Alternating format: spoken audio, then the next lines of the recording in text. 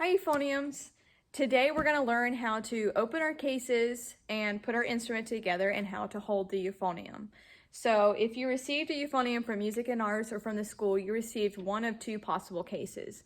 If you received a Mac brass instrument, you have a soft case. Okay, so I'm going to take you over to the soft case so you can kind of see it. Okay, it looks like this. I've already opened mine, so yours is going to be like this. All right, I want you to pay attention to how it's facing. So the bell, the bigger part, is on my right, and the Mac Brass logo is pointing up. If this is backwards, that means your case is upside down, and when you unzip it, your instrument's gonna fall out. Okay, so Mac Brass logo facing up, your bell is to the right, and then you'll unzip it and open your case. Okay, and if you opened it correctly, your instrument is still laying flat in the case. It did not fall out on you. Okay, so now I'm going to move over to this case. Now it might not look exactly the same, but it's a latch case, and that's what I want you to pay attention to. So on most latch cases, the bell, where it goes up like this, is facing the left, which is opposite of the Mac Brass case, and that's okay. But you know if your instrument is upright by looking at the latches. Okay, so latch system in the upright position should go up to release.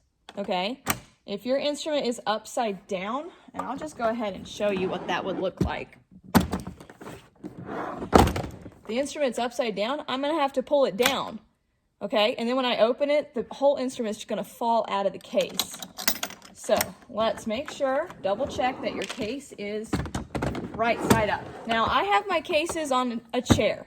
If we were in class right now, I would say this is a big no-no, but for sake of videography, I put my case on the chair so you could see it better. Your case needs to be on the floor every single time you put it together. All right? My theory is you can't drop your instrument off the floor. All right? And these are very expensive instruments. We want to take care of them. Okay, so latch system, up, pull it down, and open the case. Okay, so there you go. There's your euphonium. I'm going to go back over to our Mac Brass one, all right, because most of you actually have this one. So I'm going to take it out of the case. Okay, hold it carefully. And you're going to notice this pipe right here. This is your lead pipe. I'm going to take my mouthpiece. I'm just going to twist it in, okay? I don't want you push it in. I don't want you to go like this.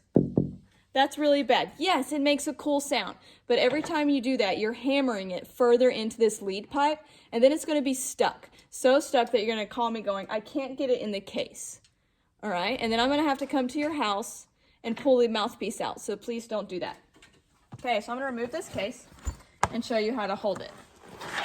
So when you're practicing, you need to make sure you have a chair that you can sit in. Okay, don't practice on a bed, don't practice on the floor, sitting cross-legged or anything. You have a large instrument, practice upright in a chair. Okay, so to hold the instrument, mouthpiece this way, I'm going to put my right hand through here so that I can play the valves. Okay, so I'm going to zoom in on that.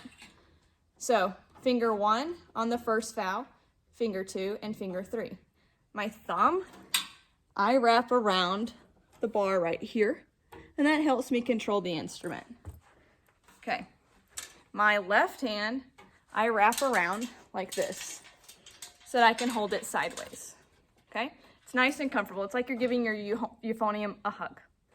Okay, so wrap around like this.